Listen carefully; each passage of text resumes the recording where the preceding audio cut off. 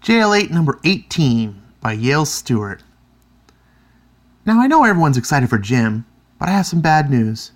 Mr. Grant retired this summer. What? Not Coach Ted. Aw, man. I know, guys, we'll all miss Mr. Grant, but your new gym teacher will be lots of fun, I promise. Do you smell something? Like what? I don't know. Despair? Kids, meet Mr. Darkside.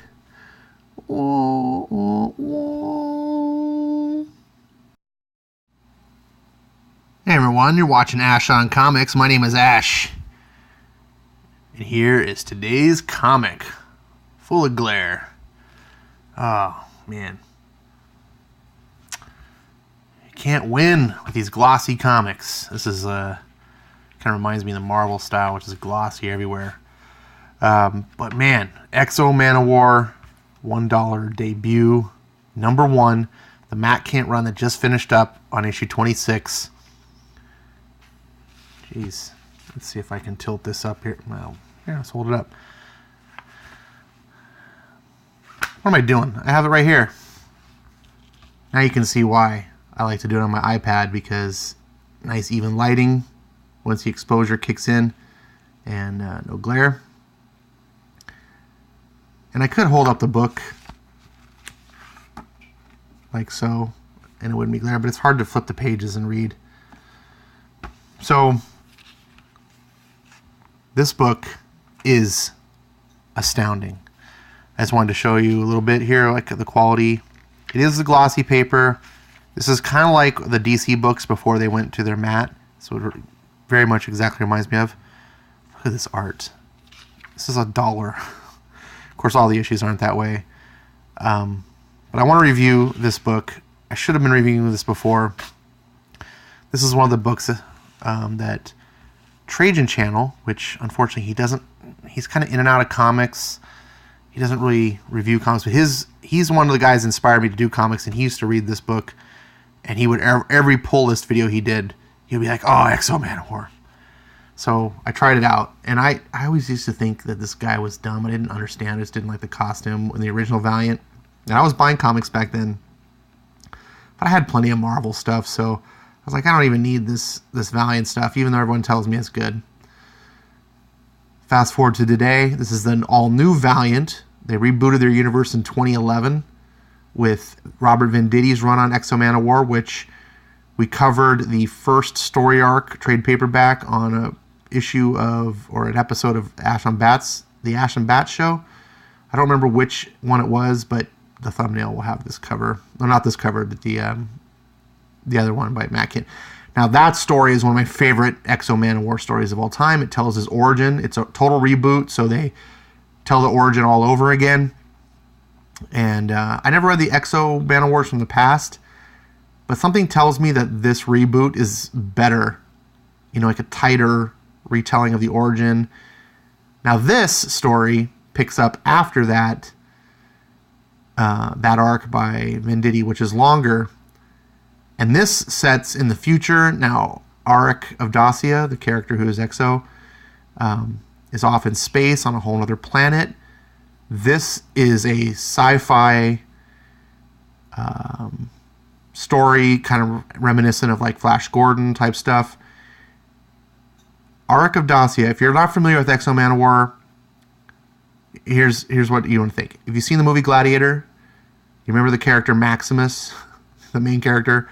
If you haven't seen Gladiator, Jesus, stop this and go watch Gladiator. It's fantastic.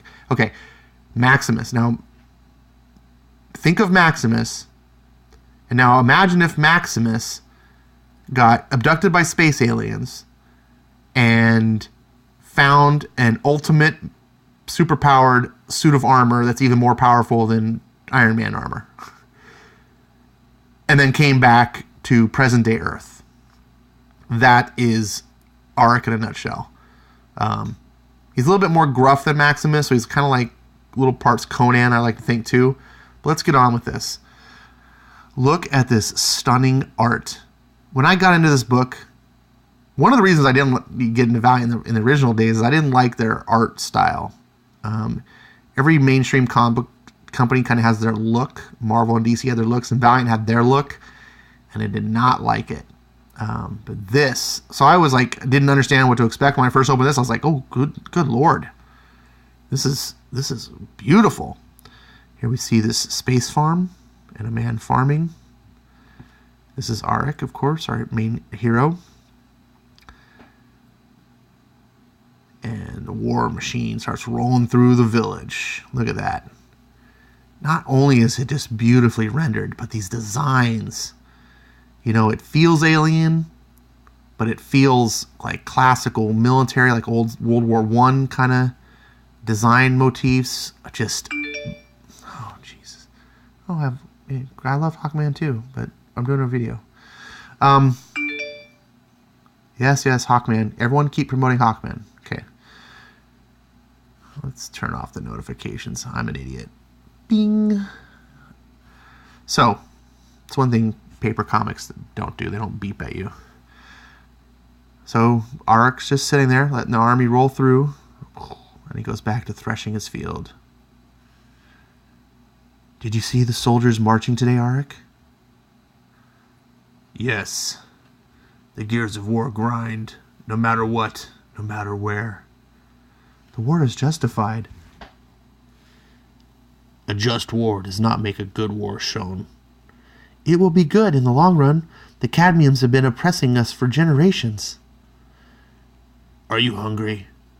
Do you have a warm place to sleep?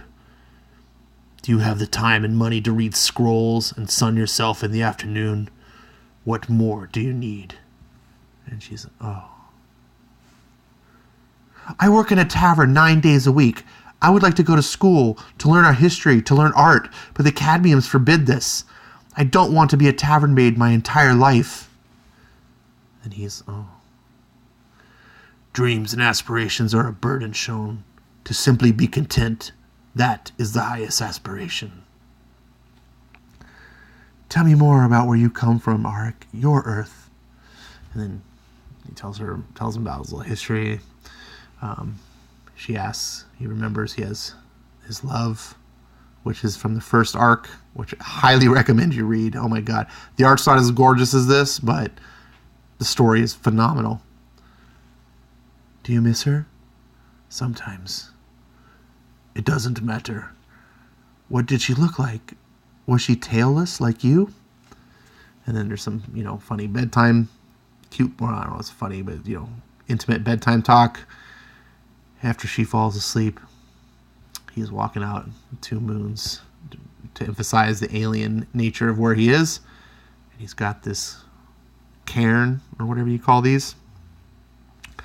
He starts digging something up, and it's the orb. Now, if you're not familiar with Exo, this ball is the Exo Manowar suit, and it chooses its bear. It's kind of Green Lanternish in a way. I don't want to spoil the first. I mean, obviously Arik's going to get it, but these aliens, they worshipped this thing, and it chose Arik, and yeah. Anyways, he shows up. Do not speak. So it's sentient. That's another thing I forgot to mention. And then you hear sounds. And he's got his axe out. And he cuts a strand of metal off of it. He takes it and he forges it into a ring. He's walking away. He puts it back into the mound to bury it. You could have just released a piece of myself to you. There was no need for brute force. Oh, there was need. And there's some bitterness in his face. You do my will, Armor. You work for me. I do not have need of you. He's kicking dirt over it. But war is in the air. Unfortunately, there may yet be use for you. And so we cut, and the war machine rolls through town, and they conscript Arik. Time for gardening is done, freak. The time has come to prove your loyalty to the Azure Emperor. Show your mettle or lose your head. Raise your fist with us or die under boot. I have no fist to raise.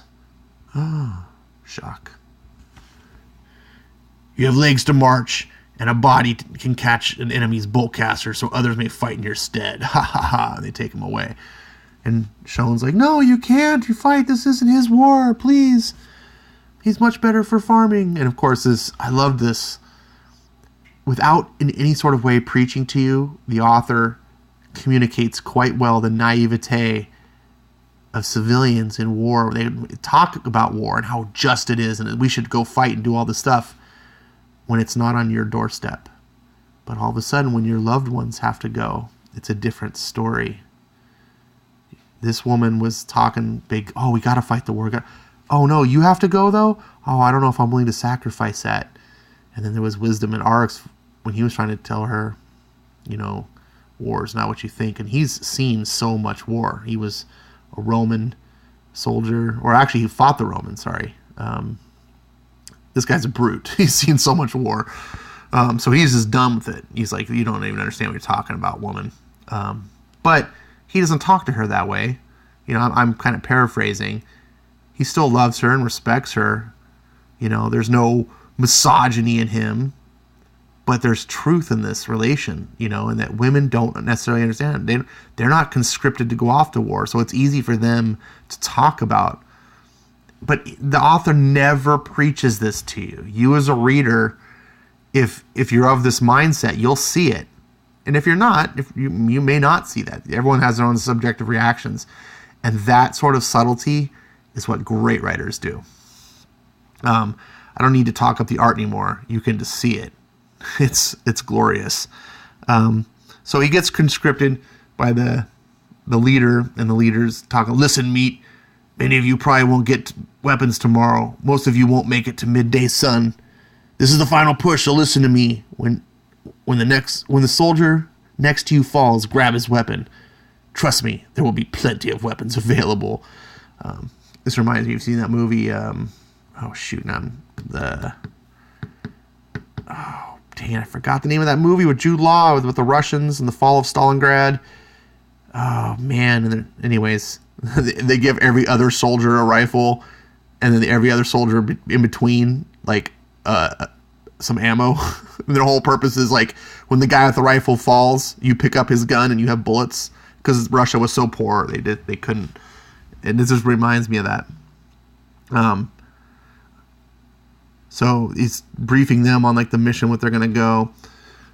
Tomorrow, when they put you in the launch tubes, you're just going to throw it. Say, don't eat. That's what they're telling them. They're going to throw it up. So that, fast forward to tomorrow. They're finishing the narration. I like this, where they're talking, and then they cut to tomorrow, but they're still in the narration is still in the briefing. Any second now, impact. And they come out of the thing, and they're in their launch tubes, and now we get to, like, essentially the invasion of Normandy type scene, and just hell's breaking loose. And their launch things, they have these tubes that embed into a cliffside, and they're given these grappling hooks, and they have to get up. When the tube embeds itself into the cliff wall, don't hesitate. Get the hell out of there and up the side as quickly as you can. Your instinct is going to be to follow the man above you and use him for cover. Don't. He's going to get hit and then fall on you. Arik is just a machine. He just doesn't even need this briefing. Get to that cliff top as quickly as you can. Don't think, don't shoot, just move. Your grappling gauntlet is your only friend on that cliff. Oh, this whole spread is amazing. And then we get a cadmium soldier fighting as Arik's reaching the top. For the glory of the Emperor! And he's like, oh shit. Find your glory elsewhere. And he backhands him. Meanwhile, people are getting shot, losing their head. Falling bodies. It's just crazy. If you make it to the top, that's when the real battle begins. And another cadmium soldier finds him as he's climbing on top. Welcome to your sweet reward, Azuran heathen, and he stabs him in the side. But Arik's not through. Oomph! And he falls over.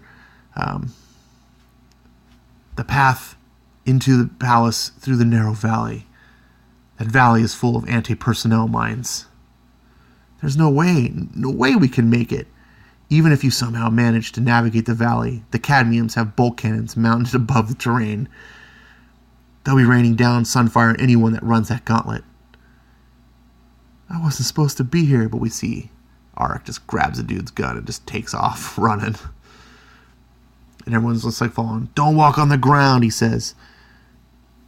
The ground is deadly, remember. And then, of course, someone doesn't listen, and boom. But it's kind of smart, right? The bodies, if there was a mine where the bodies fell, they would have tripped the mines off. So the bodies are the safe spots.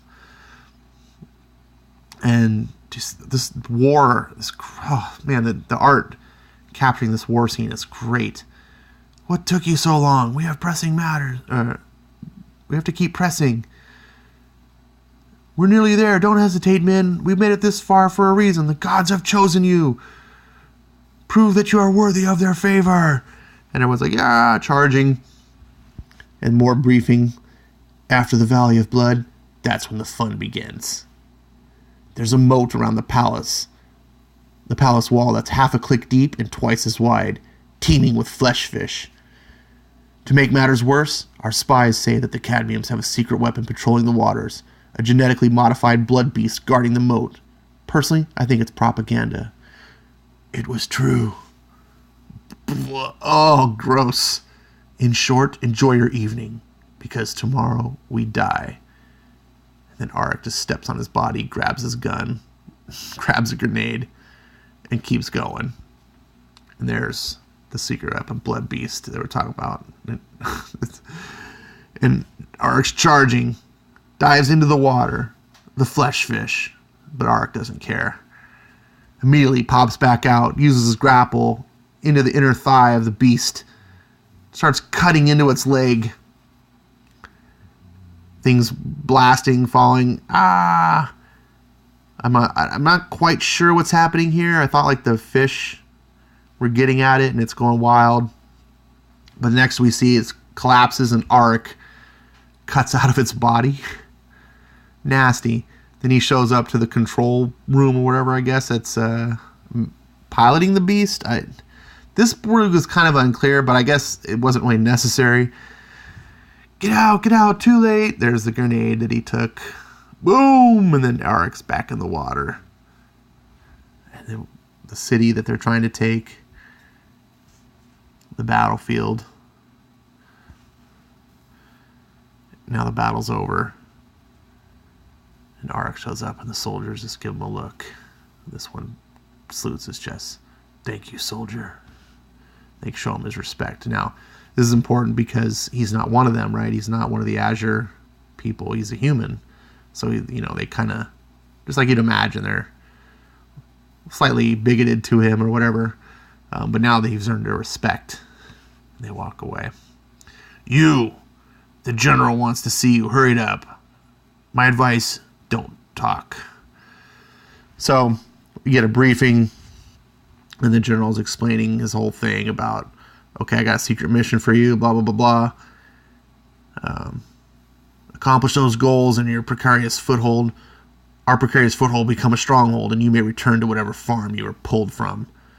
You have the evening to rest. I suggest you do that.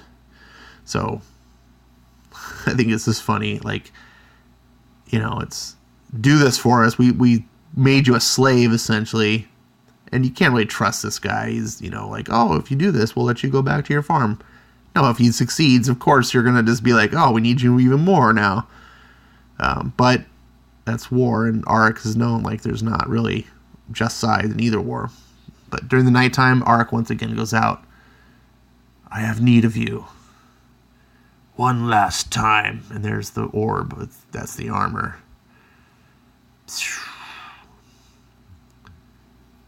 Of course you do. And we see it like enveloping him. To be continued. And that's the first issue. That's this $1 book of what you'll be getting. Now, I spoiled it all for you, but honestly, it's not doing it justice looking through your phone or whatever you're watching this on. I filmed on a phone. The art in this is gorgeous. You're going to want to have your own copy. I recommend... Oh, yeah, look at this. Look at this cover to the next one. Look at that dude. Amazing.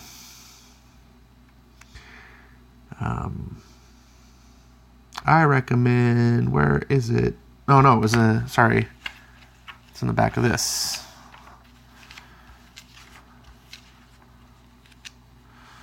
Oh, Soy Lords. I mean, Psy Lords. Michael Burnham from Star Trek. What? Is that Chuck Wendig? What the hell? All right. So here we go. This is the trade paperback, Volume 1. Covers all these books. This is, you can get this whole series. Nice bookshelf. These are fantastic. You've seen the art. You've seen the quality. I wanted to share this with you. This is a book I wish I'd reviewed sooner. Exo Manowar. Available in trade paperback, digitally. Worth every penny. This dollar debut. Find it. See it for yourself. Hold it in your hands. Comics are great still. There's living proof. Thanks for watching. I really appreciate every view, every viewer, every comment. Like, subscribe, and thank you again. Bye.